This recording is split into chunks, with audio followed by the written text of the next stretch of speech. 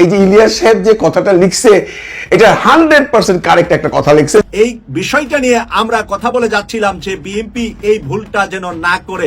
প্রিয় দর্শক, আজকে ভুলটা ঠিকই বিএনপি বুঝতে পেরেছে এবং মেনে নিয়েছে। মাননীয় স্বরাষ্ট্র উপদেষ্টা নিজেই একটা বিরাট সুখবর দিলেন। বিএনপি নেতা রুহুল কবির রিজভী ও সালাউদ্দিন আহমেদের কি হতে পারে, তাদের ভাগ্যে কি আছে, কোন পরিস্থিতিতে পড়তে পারেন অথবা কঠিন পরিস্থিতিতে পড়তে পারেন, এই ঘোষণা খুবই তাৎপর্যপূর্ণ।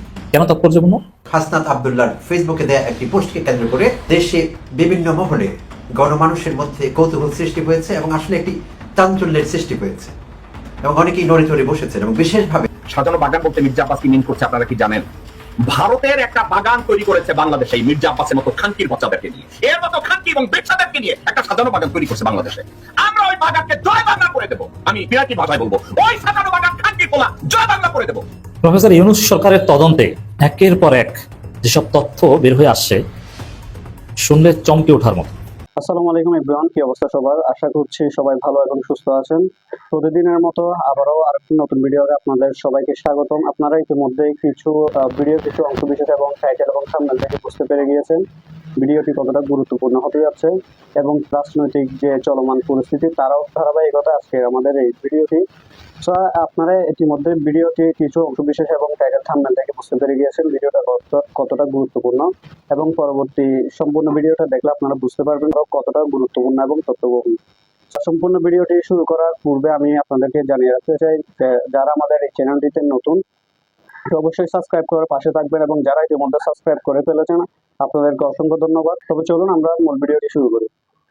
আসুদ কামালের মতো বেশ্যারা, ফজার মতো হারামজাদারা, ময়লা রনির মতো কুত্তারা, বিএনপির সাওয়ার মতো লোকজনরা, গোরকদক আব্বাসের মতো লোকজনরা, মির্জাফর ওয়াকারের মতো লোকজনরা কন্টিনিউয়াসলি তাদেরকে বলবে বিদেশি নাগরিক, ষড়যন্ত্রকারী, আমাদের দেশটা অন্যের কাছে লিখে দেয়।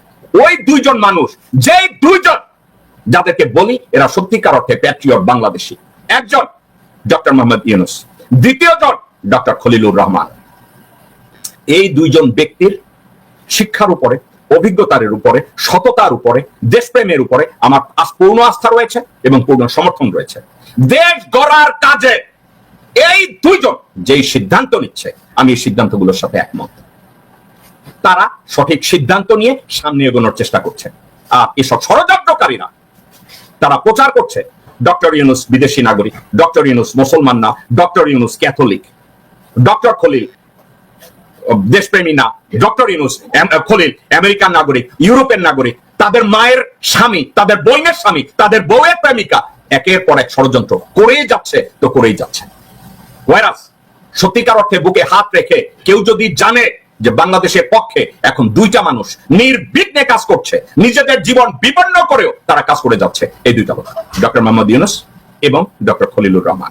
জেনারেল ওয়াকার তার পূর্ববর্তী যত সেনা প্রধান আছে তাদেরকে বলেছে, আমি ক্ষমতা ছেড়ে দিলে আপনাদের সবার বিরুদ্ধে অ্যারেস্ট ওয়ারেন্ট ইস্যু হবে। গত 16-17 বছরে যত সেনা প্রধান হয়েছে প্রত্যেকটা সেনাবাহিনীর প্রধান দেশ বিরোধী ষড়যন্ত্র ছিল। ভারতের কল্যাণ বাংলাদেশে আনার জন্য বাংলাদেশে এই গত 54 বছরের জগা খিচুড়িকে আরো জগা খিচুড়ি বানিয়ে বাংলাদেশকে জাহান্নাম বানানোর ষড়যন্ত্রে ব্যস্ত, এবং এই ষড়যন্ত্র না করলে জেনারেল ওয়াকারুজ্জামান তার পাতলুন ঠিক রাখতে পারবে না, এই জন্য সে ষড়যন্ত্রে ব্যস্ত। জেনারেল ওয়াকারুজ্জামান যদি এই ষড়যন্ত্রে ব্যস্ত না থাকে তাহলে নারায়ণ চন্দ্র পালের বংশধর হাসিনা মাগির বংশধরকেও সে রক্ষা করতে পারবে না, সেই জন্যই ষড়যন্ত্রে ব্যস্ত। জেনারেল ওয়াকারুজ্জামান যদি ষড়যন্ত্রে ব্যস্ত না হয় তাইলে তল্পি বাহক ভারতীয় কুত্তা তাদের অস্তিত্ব, তাদের কল্যাণ বাংলাদেশে রক্ষা করতে পারবে না, যে জন্য জেনারেল ওয়াকারুজ্জামান সেই ষড়যন্ত্রে ব্যস্ত। এবং এই ষড়যন্ত্র থেকে সে কাউকে ছাড় দিচ্ছে না। ডিজিএফআই কে ব্যবহার করছে, এনএসআই কে ব্যবহার করছে, সিআইডি কে ব্যবহার করছে, এসবি কে ব্যবহার করছে, রাজনৈতিক দলকে ব্যবহার করছে, কলেজের প্রফেসরদেরকে ব্যবহার করছে, তথাকথিত বুদ্ধিজীবীদেরকে ব্যবহার করছে তার ষড়যন্ত্রের অংশ হিসাবে। অর্থাৎ জেনারেল ওয়াকার দেশের প্রত্যেকটা ক্ষেত্রে ষড়যন্ত্র কাহাকে বলে, মসজিদে মসজিদে, মন্দিরে মন্দিরে, রাজনৈতিক দলের সংগঠনে প্রত্যেকটা জায়গায় সে ষড়যন্ত্রের বীজ ঢুকিয়ে দিচ্ছে। জেনারেল ওয়াকারটা ষড়যন্ত্রে ব্যস্ত। জেনারেল ওয়াকারটা ষড়যন্ত্রে এতটাই ব্যস্ত, সে চেষ্টা করেছে বাংলাদেশ সেনাবাহিনীর মতো একটা পবিত্র সংগঠনকে ষড়যন্ত্রের পার্ট বানাতে, ষড়যন্ত্রের অংশ বানাতে। আজকে arm forces services they become part of the conspiracy against Bangladesh. তারা সেই ষড়যন্ত্রে ব্যস্ত।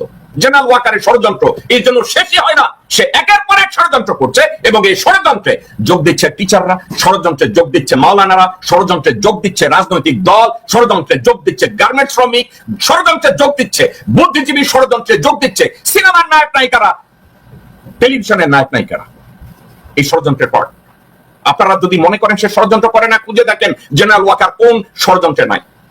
আজকের বাংলাদেশের রাস্তায় যদি চাঁদাবাজি হয়, এখানেরও ষড়যন্ত্রের সাথে ওয়াকারুজ্জামান জড়িত। কিভাবে জড়িত আপনারা চিন্তা করে দেখেন। রাস্তায় যারা চাঁদাবাজি করে, বকরা খায়, তাদের দায়িত্ব দেয়া হয়েছে ডিজিএফআই থ্রোতে দেশে একটা অস্থিতিশীল পরিস্থিতি তোমরা তৈরি করো, তোমাদেরকে আমরা ধরবো না। বাংলাদেশ আর্মি মেসাইসি পাওয়ার নিয়ে তারা যদি বলে বাংলাদেশের কোথাও আমরা চাঁদাবাজি করতে দেব না, বাংলাদেশকে নিয়ে কোথাও আমরা ষড়যন্ত্র করতে দেব না, আপনারা কি মনে করেন কোথায় কোথায় শাহবাগে চিল্লাচিল্লি শুরু হয়? আপনার কি মনে হয় রাস্তাঘাটে চাঁদাবাজি শুরু হয়, রাস্তায় ধরে টোল আদায় করে? আপনার কি মনে হয় এখানে সেখানে হঠাৎ করে আগুন লাগে, এখানে সেখানে নুরুল হকের মতো লোকজনদেরকে জুতা পেটা করে? এগুলা কে করায়? জেনারেল ওয়াকারুজ্জামান ষড়যন্ত্রের পর। তাহলে আমি যদি নির্দ্বিধায় বলি, এই জেনারেল ওয়াকারের মেইন টার্গেট কি? নিজেকে যতদিন সম্ভব এক্সটেনশন নিয়ে সেনাপ্রধান হিসাবে থাকা। কারণ সে যদি সেনাপ্রধান হিসাবে না থাকে, আর যদি একজন দেশপ্রেমিক মানুষ সেনাপ্রধান হয়ে বসে, ওয়াকারুজ্জামান গ্রেফতার হবে, সেনাপ্রধান আজিজ গ্রেফতার হবে, সেনাপ্রধান শফি গ্রেফতার হবে, মইনিউ আহমেদের নামে আন্তর্জাতিক অ্যারেস্ট ওয়ারেন্ট ইস্যু হবে। ডক্টর মোহাম্মদ ইউনূসের নতুন সংবিধানে থাকবে 10 বছরের বেশি কেউ প্রধানমন্ত্রী হতে পারবে না। আজকে বিএনপি মেনে নিতে বাধ্য হলেন এই সিদ্ধান্ত। জামাত জানিয়েছে আগে হবে স্থানীয় সরকার নির্বাচন, তারপরে হবে জাতীয় সংসদ নির্বাচন। আসসালামু আলাইকুম ওয়া রাহমাতুল্লাহি ওয়া বারাকাতুহু। প্রধানমন্ত্রী পদে একজন ব্যক্তি 10 বছরের বেশি দায়িত্ব পালন করতে পারবে না, সংবিধানে এমন বিধান যুক্ত করার বিষয়ে একমত হওয়ার সিদ্ধান্ত নিয়েছে বিএনপি। এই বিষয়টা নিয়ে আমরা কথা বলে যাচ্ছিলাম যে বিএনপি এই ভুলটা যেন না করে। প্রিয় দর্শক, আজকে ভুলটা ঠিকই বিএনপি বুঝতে পেরেছে এবং মেনে নিয়েছে যে 10 বছরের বেশি একজন ব্যক্তি বিএনপি দল হিসাবে আজীবন সরকারে থাকলেও জনগণ ভোট দিলে কারো কোনো আপত্তি নাই, কিন্তু ব্যক্তিটা যেন একজন না হয়, একাধিক জন হয়। একজনে 2 বার প্রধানমন্ত্রী হওয়ার পরে আর যেন প্রধানমন্ত্রী না হন। তিনি দলের প্রধান হতে পারবেন আজীবন, কিন্তু জাতির দিক নির্দেশ দেওয়ার জন্য, জাতির মাথার উপরে বসার জন্য 10 বছরের বেশি নয়। কারণ শেখ হাসিনা যা দেখিয়েছে, এর থেকে শিক্ষা নেওয়া আমাদের সকলের দরকার। এবং এইভাবে যদি ডিক্টেটর আমরা তৈরি করি, জাতি হিসাবে 54 বছর যেরকম কোনো কুল কিনারা পায়নি, আরো 54 বছরেও আমাদের কোনো হদিস থাকবে না। বরঞ্চ পার্শ্ববর্তী দেশ বাংলাদেশকে থাবায় ফেলে দিয়ে এই ধরনের মানুষ যদি তারা তৈরি করতে পারে, ডিক্টেটর বানাতে পারে, তাহলে সহজেই তারা আমাদের দেশটাকে লুটে পুটে খেতে পারবে। আর এই লুটে পুটে যাতে না খেতে পারে, সংবিধানে এই নতুন সংযোজন হচ্ছে যে এক ব্যক্তি 2 বারের বেশি, মানে 10 বছরের বেশি প্রধানমন্ত্রী থাকতে পারবেন না। মঙ্গলবার রাতে চেয়ারপারসনের গুলশানের রাজনৈতিক কার্যালয়ে বিএনপির সর্বোচ্চ নীতি নির্ধারণী ফোরাম জাতীয় কমিটির বৈঠকে এই সিদ্ধান্ত নেওয়া হয়েছে বলে সূত্র জানা গিয়েছে। এতে লন্ডন থেকে ভার্চুয়ালি যুক্ত হয়ে সভাপতিত্ব করেন বিএনপির ভারপ্রাপ্ত চেয়ারম্যান জনাব তারেক রহমান। বৈঠকে সংশ্লিষ্ট সূত্র জানিয়েছে, সংস্কার বিষয়ে জাতীয় ঐক্যমত কমিশনের সঙ্গে গত কয়েকদিনের আলোচনার বিষয়ে রিপোর্ট বৈঠকে তুলে ধরেন বিএনপি স্থায়ী কমিটির সদস্য সালাউদ্দিন আহমেদ। এখানে লেগেছে, দলটি সিদ্ধান্ত নিয়েছে একজন ব্যক্তি সর্বোচ্চ 10 বছর পূর্ণ মেয়াদ প্রধানমন্ত্রী পদে থাকতে পারবেন। ওদিকে নারীদের জন্য 100 আসন এবং সংসদের উচ্চ কক্ষের সদস্য সংখ্যা 100 জনের বিষয়ে বিএনপি ইতিমধ্যেই একমত পোষণ করেছে। তাহলে বাকি রইল কি? 10 বছর একজন মানুষ প্রধানমন্ত্রী থাকবেন, 2 বারের বেশি প্রধানমন্ত্রী থাকবেন না, এটা মেনে নিয়েছেন। এর আগেই মেনে নিয়েছেন নারীদের আসন 100 হবে সেটা, এবং উচ্চ কক্ষ তৈরি হবে 100 জন। সিনেটর যেরকম আছে আমেরিকাতে, সিনেটরদের সিদ্ধান্ত যেরকম প্রেসিডেন্ট মেনে নিতে হয়, ওই 100 জনের সিদ্ধান্ত প্রধানমন্ত্রী এবং রাষ্ট্রপতিকে মেনে নিতে হবে। 100 জনের ভিতরেই রাষ্ট্র পরিচালনার জন্য পার্শ্ববর্তী দেশ বিভিন্ন হানাদারদের থাবা থেকে বাংলাদেশকে রক্ষা করার জন্য যে সিদ্ধান্তগুলো নিবে, তারা নিবেন ওই যে জ্যেষ্ঠ রাজনীতিবিদ।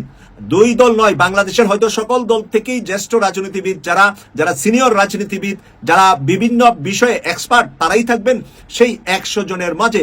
এবং 100 জন হয়তোবা সরাসরি আমরা নির্বাচিত করব, অথবা সংসদ সদস্যরা নির্বাচিত করবেন। শেষের প্রশ্নটা তো ছিল একেবারে ইরানের মিসাইলের মতো, ভাবছিলাম যে একদম লাগাই দিবে, লাগাইতে পারে নাই। প্রশ্নটা কি ছিল জানেন, যে আপনারা যে আগে ক্ষমা চাইছিলেন মানে জামাতে ইসলাম, সে ক্ষমাটা কি 71 সালের জন্য চাইছেন? ডাইরেক্ট প্রশ্ন করছে। ডাক্তার শফিকুর রহমান সাহেব একটু মুচকি হাসলেন, তারপর বললেন শুধু 71 না, 41 থেকে 71, 24 এবং আমাদের দল জন্মের পর থেকে নিয়ে আজ পর্যন্ত এই মুহূর্ত পর্যন্ত যদি আমরা কোনো ভুল ভ্রান্তি কইরা থাকি, সবকিছুর জন্যই ক্ষমা চাই। ব্যক্তি হিসাবে ভুল করলেও ক্ষমা চাই, দলীয় ভাবে ভুল করলেও ক্ষমা চাই।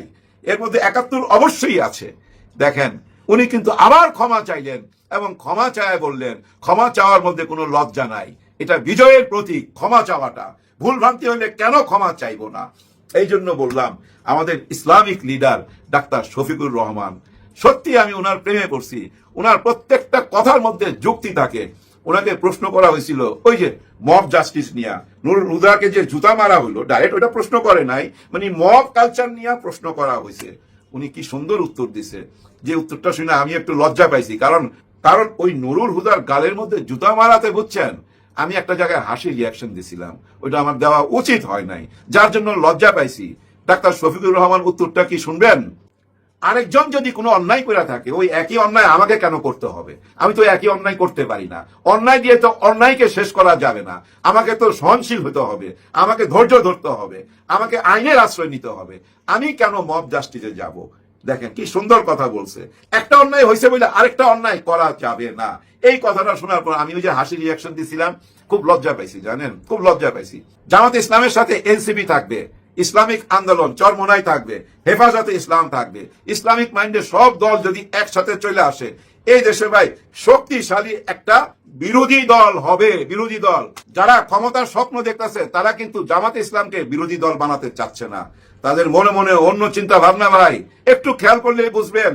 এই যে জাতীয় পার্টি ভেঙে যাচ্ছে, জিএম কাদের সাহেবকে বাদ দিয়ে আরেকটা নতুন ভার্সন আসতেছে, নতুন জাতীয় পার্টি আসতেছে। এরা কাদের সঙ্গে থাকবে? এরা কিন্তু ওই বড় দলের সাথে থাকবে। এদেরকে বিরোধী দল বানানো হবে, যেভাবে আওয়ামী লীগ বানিয়েছিল জাতীয় পার্টিকে।